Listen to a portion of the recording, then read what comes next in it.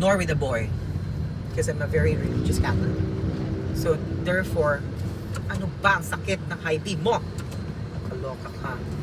Number 2, sabi ko, saan pa ni si BJ? Bakit sa labas siya?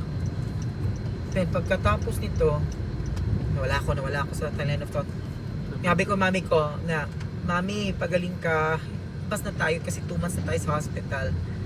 Nag-nursing ako last year, kaloka, di ba? Imagine, at age 43, nag-nurse pa ako. Diyos ko, grabe. Yung mga classmates ko, di ba, naka-STEM pa yan, mga 18 years old, sharp memory. Mag-study, di ba, nasa tablet lang, nasa cellphone. Ako, manual, kailangan i-print. Di ko maintindihan yan, isusulat pa ng notebook. Mga ganyan talaga, kasi I'm part of the old school.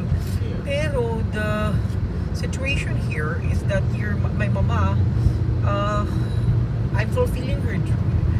I'm fulfilling her dream that for me, in a course, which is medical, kasi both sides ko medical. So that's why na I just want to give her the best.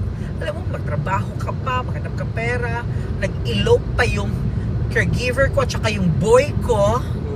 Nagtana ng 2. Iniwanan ako.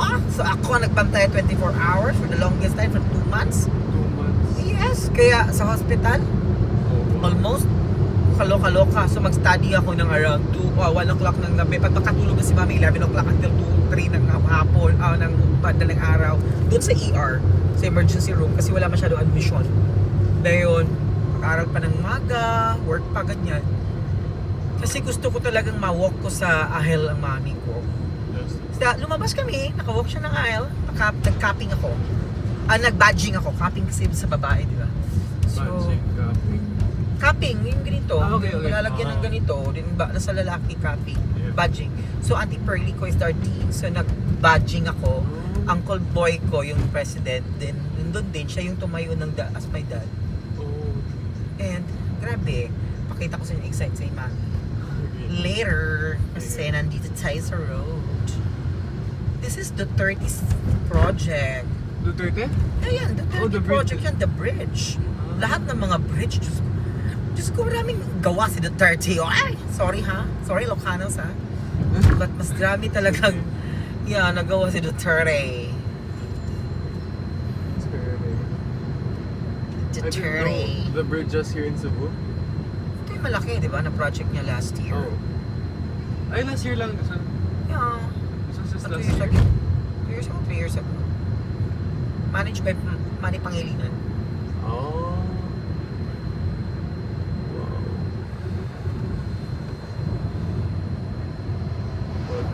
I'll give you a trivia.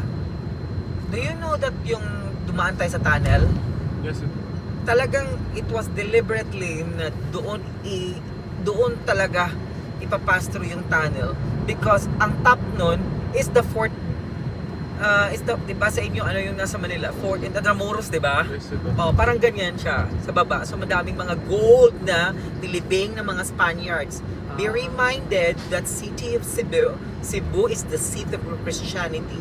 When they landed, Magellan landed in Cebu in 1521, right? Yeah. The other island, Mactan, where you arrived doon sa airplane, di ba? Nandun si Lapu-Lapu.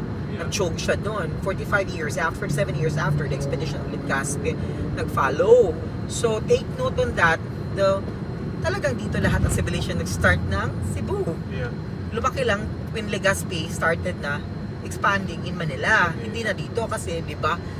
But dito talaga yung mga streets, dito yung trade ng mga Chinese, the pintadas of Tacloban, the Visayan. So, naka-video ka lang ka. Galing. For a while. Cebu is like one of the first places where the Philippines started. Yes. So, yun. That's why doon dumaan yung tunnel because of the gold. They wanted to. So, para hindi sayang yung effort nila sa tunnel. Para may HQ. Yeah. My ex.